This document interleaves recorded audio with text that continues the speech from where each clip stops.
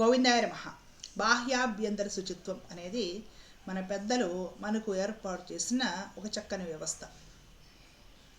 మానసికంగాను, శారీరకంగాను, కుటుంబం పరంగాను, సామాజిక పరంగాను అందరూ ఆరోగ్యంగా ఉండాలి అనేదే ఈ వ్యవస్థకు తాత్పర్యం. ఇంతకు మించి భయపడే విషయం ఇందులో ఏమీ లేదు. అయితే విషయం ఏంటంటే, చాలామంది ఈ రోజులలో ఈ సోషల్ మీడియా వచ్చిన తర్వాత ఒక్కొక్కరు ఒక్కోలా చెప్పడం వల్లనో మరి ఏమో తెలియదు కానీ రకరకాలుగా భయపడుతూ ఉంటారు. ఎవరన్నా పోతే సూతకం అప్పుడు ఇల్లు ఎలా శుభ్రం చేసుకోవాలి, ఎలా క్లీన్ చేయాలి, దేవుడి గది ఎలా క్లీన్ చేయాలి, అన్నీ తాకాల, బట్టలు, ఇంట్లో ఉన్న వస్తువులు అన్నీ క్లీన్ చేసుకోవాలా. అలాగే పీరియడ్స్ ఉన్నప్పుడు అదంతా కంప్లీట్ అయిపోయిన తర్వాత, శుద్ధి అయిన తర్వాత కనిపించినవి మొత్తము క్లీన్ చేసుకోవాలా, కర్టెన్లు క్లీన్ చేసుకోవాలా.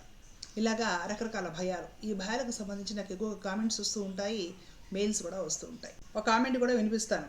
మా చిన్న మామగారు చనిపోయారు, ఇల్లు ఎలా శుద్ధి చేసుకోవాలి, ప్రతిదీ కడిగే ప్రతిదీ కూడా ఎలా చేసుకోవాలో తెలియడం లేదు, ఎన్నో అనుమానాలు భయాలతో ఉన్నాము, క్లియర్గా ఎలా శుద్ధి చేయాలో చెప్పండి, ఏమి తడపాలి, ఎలా చేసుకోవాలి, ప్లీజ్ భయాలు అనుమానాలు తొలగించండి, ఎలా శుద్ధి చేయాలో చెప్పండి అమ్మా, ప్లీజ్ ప్లీజ్ ప్లీజ్. గాలి ఇది కడగడము, బట్టలు అన్నీ కూడా తీసి తడిపి చేయాలా, ఈ మెసేజ్ చూసి చెప్పండి ప్లీజ్ ప్లీజ్. ఎంత భయపడుతున్నారో చూడండి. మొన్న కరోనా వచ్చింది, అందరికీ గుర్తుంది కదా.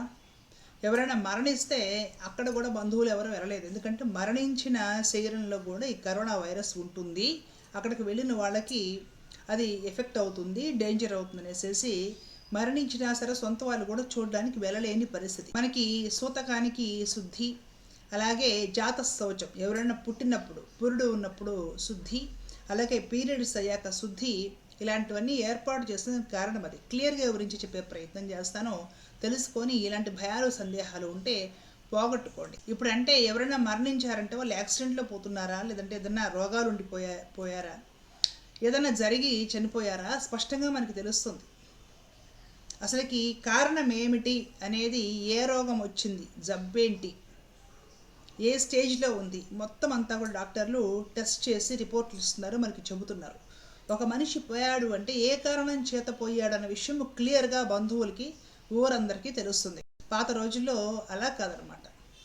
పొలాల్లో చనిపోయేవాళ్ళు, యుద్ధరంగంలో చనిపోయేవాళ్ళు, వారు పనిచేసే చోట్ల రకరకాల పరిస్థితుల్లో మరణించేవాళ్ళు. ఇంటికి తీసుకురాగలిగితే తీసుకొచ్చేవాళ్ళు, తీసుకురాలేకపోతే అక్కడే దహన సంస్కారాలు కూడా చేసేసి ఇంటికి కబురు పంపించేవాళ్ళు. రవాణా సౌకర్యాలు అవన్నీ కూడా పెద్దగా లేని రోజుల్లో మరణించిన వ్యక్తికి స్పెసిఫిక్గా ఎలాంటి జబ్బులు ఉన్నాయో ఏమిటో తెలియని పరిస్థితి. ఇప్పుడున్నట్టు శానిటైజర్స్, అద్దాల బాక్సులు అవి కూడా ఏమీ లేవు అనమాట.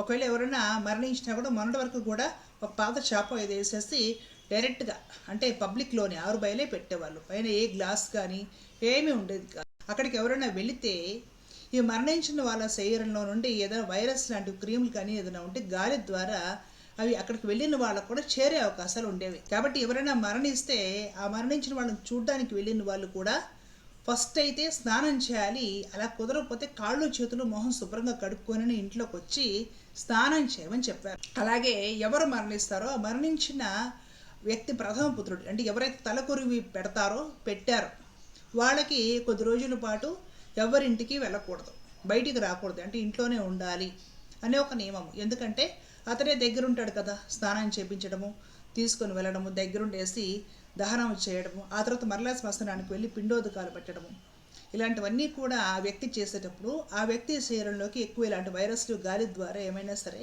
సూక్ష్మజీవులు సోకే అవకాశం ఉంటుంది. కాబట్టి అతడు కొద్ది రోజుల పాటు ఎవరింటికి వెళ్లకుండా ఇంట్లోనే ఉండే విధంగా సిస్టమ్ ఏర్పాటు చేయబడింది. అలాగే ఆ కుటుంబ సభ్యుల వరకు వాళ్ళు కూడా ఆ మరణించిన వ్యక్తితో దగ్గరగా ఉంటారు, కార్యక్రమాలు అయిపోయేంత వరకు చాలా దగ్గరగా ఉంటారు, పట్టుకొని ఏడుస్తారు, ఇవన్నీ ఉంటాయి. కాబట్టి వాళ్ళు కూడా కొన్నాళ్ళు ఇంట్లోనే, ఇప్పుడు ఐసోలేషన్ అంటున్నాం కదా, కాస్త కరోనా వస్తుంది ఏమో అని డౌట్ ఉన్న వాళ్ళని కూడా ఎట్లయితే ఒక రూమ్లో ఇంట్లోనే ఉంచేసాము మొన్నటి వరకు కూడా, అట్లాగే వీళ్ళు కూడా ఊర్లో అందరికీ వ్యాపింప చేయకుండా ఉండటం కోసము సూతకం అయ్యేంత వరకు అంటే దినమ అంతా అయ్యేంత వరకు ఒక చోట ఉండమని ఏర్పాటు చేశారు. ఈ మనుషులు ఇంట్లో తిరగడం వలన వీళ్ళల్లో ఏదైనా సూక్ష్మజీవులు లాంటివి ఏదైనా ఉంటే అవి ఇతరతర వస్తువులకి అంటే బట్టల ద్వారా అయితేనేమిటి, ఆహార పదార్థాల ద్వారా అయితేనేమిటి, ఇతరతర వస్తువుల ద్వారా అయితేనేమిటి ఇంట్లో కూడా చేరే అవకాశం ఉంటుంది. కాబట్టి ఇల్లు శుద్ధి చేసుకోవడానికి చెప్పారు. ఆ శుద్ధి చేసుకోవడానికి కూడా ఇప్పుడులాగా మనకు రకరకాల లోషన్లు, రకరకాల ఫినాయిల్ లాంటివి ఇవన్నీ ఇప్పుడు వాడుతున్నాం కదా, అవి కూడా లేవన్నమాట.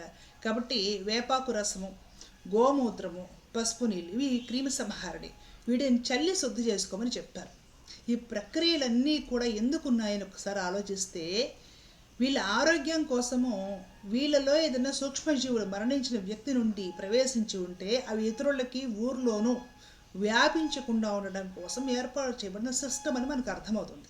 దీనిలో భయపడాల్సిందే ఉంది. ఇంకొక ఉదాహరణ, ఇప్పుడైతే అసలు అలా లేని కూడా లేదు. మరణించిన వ్యక్తి దగ్గరికి ఎవరైనా పెడుతున్నా కూడా జస్ట్ చూసి రావడానికి నీట్గా ముందైతే గ్లాస్లో పెట్టేస్తున్నారు. ఎవరు కూడా ఎవరైతే ఆ ప్రక్రియ చేస్తారో, స్నానం చేపించి వస్త్రం చుట్టి తీసుకుని వెళ్ళి దహనం చేసి ఈ ప్రక్రియ చేస్తారు కుటుంబ సభ్యులు తప్ప బయట వాళ్ళు ఎవరు టచ్ కూడా చేయడం లేదు. వచ్చేసి జస్ట్ చూసి ఒక పోల్దండి అక్కడ పెట్టి దండం పెట్టుకుని వెళ్ళిపోతున్నారు. అయినా సరే ఇంటికి వెళ్ళిన తర్వాత కాళ్ళు చేతులు కట్టుకొని, లేదంటే ఇంకా కుదిరితే స్నానం చేసేస్తే అయిపోతుంది. ఆ ఇంట్లో ఉండే కుటుంబ సభ్యులు కూడా ఈ దహన కార్యక్రమం అయిపోయిన తర్వాత శుభ్రంగా ఎలాగో స్నానాలు చేసేస్తున్నారు. బట్టలు తీసి వాషింగ్ మిషన్లో పడేస్తున్నారు. ఇప్పుడు మనకున్న అత్యాధునిక వ్యవస్థ ద్వారా ఈ క్రిములు వ్యాపించడము, అనారోగ్యాలు, ఒకరికొకరు ఇవన్నీ వ్యాపించడం అనేది బాగా తగ్గిపోయాయి.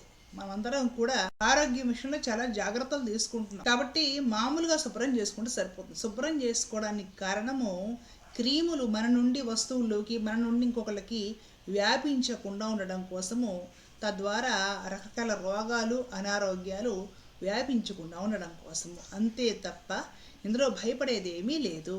అలా కాకుండా మీ బంధువులు ఎక్కడో ఉన్నారు, మీ సొంత రక్త సంబంధికులు, వాళ్ళు పోయారు, మీరు ఎవరో పోలేదు అక్కడికి.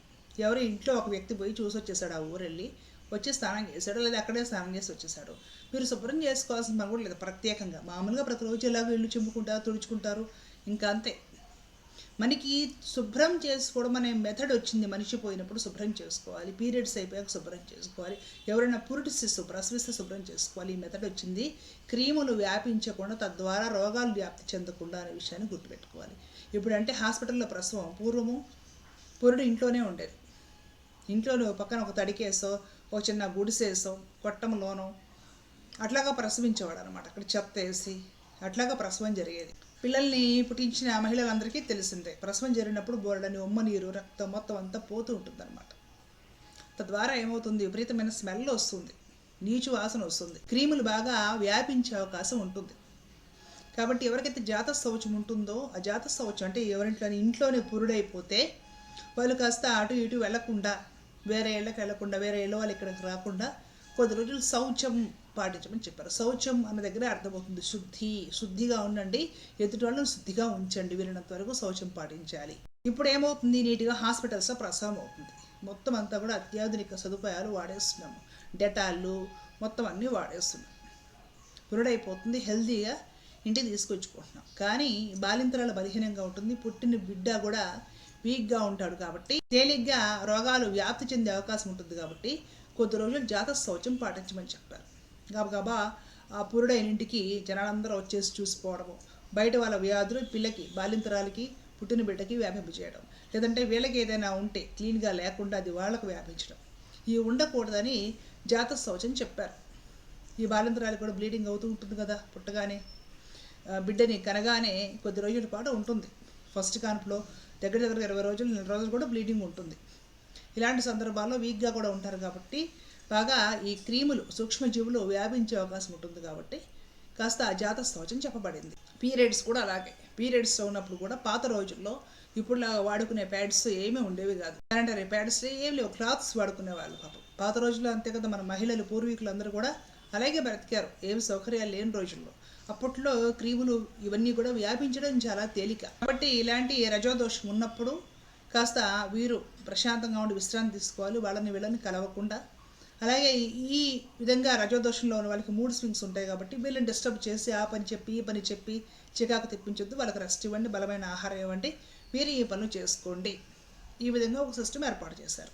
కడుక్కోవాలి, తుడుచుకోవాలి, ఇవన్నీ కూడా శౌచంగా ఉండడం కోసము, సూక్ష్మజీవులు వ్యాపించకుండా ఉండడం కోసం, వైరస్ వ్యాపించకుండా ఉండడం కోసము, మన నుండి ఇంకొకరికి, ఇంకొకరి నుండి మనకు వ్యాపించకుండా ఉండడం కోసము శుభ్రంగా పెట్టుకోండి. పసుపు క్రిమి సంహారణి, వేపాకు నీళ్లు, గోమూత్రము, గంగాజలం కూడా క్రిమి సంహారణి. సైంటిస్టులు టెస్ట్ చేశారు ల్యాబ్లో, ఇందులో క్రిమి సంహారక శక్తి ఉంది గంగాజలంలో అని. కాబట్టి ఇవన్నీ కూడా మన పూర్వీకులు ఏ ల్యాబ్లో లేని రోజుల్లోనే వాళ్ళు వీటిని వాడుకొని ఈ వైరస్ని లేకుండా చేసేసి వ్యాధులు వ్యాపించకుండా మీ ఇల్లు మీరు మీ ఊరు మొత్తం అంతా కూడా ఆరోగ్యంగా ఉండండి అనేసి ఆ రోజుల్లో ఏర్పాటు చేసిన సిస్టమ్. ఈ రోజులు ఎవరికి వారు టైంకి స్నానం చేస్తున్నారు, అన్నీ ముట్టుకోవడం లేదు, బాగా ఆరోగ్యంగా ఉంటున్నారు. మరణించిన చోట కూడా ఏర్పాట్లు అన్నీ సక్రమంగా ఉంటున్నాయి. గాజు బాక్స్లో పెట్టి దూరం నుండి చూసేసి వెళ్ళిపోయి అంతా కూడా సిస్టమేటిక్గా ఉంది. ఇప్పుడు మనకి అన్ని సౌకర్యాలు ఉన్నాయి కాబట్టి ప్రతిదానికి భయపడిపోయి క్లీన్ చేసుకోవాలి, అన్నీ ముట్టుకోవాలా, ముట్టుకునేవన్నీ క్లీన్ చేసుకోవాలా, ఏమవుతుందా అని భయపడనక్కర్లే. అంతగా వ్యాధులు ఇప్పుడు వ్యాపించడం లేదు, అంతగా ఈ వైరస్ కూడా ఇప్పుడు వ్యాపించడం లేదు. కాబట్టి భయపడకండి. మీ ఇంట్లో పోతే కాస్త శుభ్రం చేసుకోండి. ఇప్పుడు డెటాల్ స్ప్రే లాంటివి కూడా దొరుకుతున్నాయి అన్నమాట. వాటైనా కొట్టేసుకోవచ్చు, శుభ్రం అయిపోతుంది, క్రిములు చనిపోతాయి. లేదు ఎక్కడో పోయారు కబురు వచ్చింది, దానికి మీరే శుభ్రం చేసుకోవాల్సిన ఎప్పటిలాగా ఇల్లు క్లీన్ చేసుకుంటే సరిపోతుంది. ఆరోగ్యాలను దృష్టిలో పెట్టుకొని వ్యాధులు వ్యాపించకుండా, సూక్ష్మజీవులు మన నుండి ఇంకొకరికి, ఇంకో నుండి మనకు వ్యాపించకుండా ఉండడం కోసమని ఆరోగ్యాన్ని దృష్టిలో పెట్టుకొని మన పెద్దలు ముందు చూపుతో అప్పుడున్న పరిస్థితులని గ్రహించి ఏర్పాటు చేసిన వ్యవస్థ ఇది. ఇప్పుడున్న పరిస్థితులకి, ఇప్పుడున్న సౌకర్యాలకి అనుగుణంగా మనం ఉండగలిగితే సరిపోతుంది. దీనికి భయపడాల్సింది ఏమీ లేదు. మీకు నేను అర్థమయ్యేటట్టు చెప్పారని భావిస్తున్నాను. జాతక శౌచము, వ్రత శౌచము, పీరియడ్స్ శుద్ధి ఎందుకు, ఎంతవరకు ఇప్పుడున్న సౌకర్యాల మధ్య చేసుకోవచ్చు. ఆ రోజుల్లో పరిస్థితి ఎలా ఉండేది, ఇప్పుడు సౌకర్యాలు వచ్చాక ఈ రోజుల్లో పరిస్థితి ఎలా ఉంది మీ అందరికీ తెలిసిందే. కాబట్టి వేటికి భయపడాల్సిన పని లేదు, ఏమీ జరగదు. అర్థమవుతుంది కదా. హ్యాపీగా ఉండండి. విషయంగా అర్థం చేసుకొని ఇప్పుడున్న సౌకర్యాలను అందిపుచ్చుకొని ఆనందంగా ఉండండి.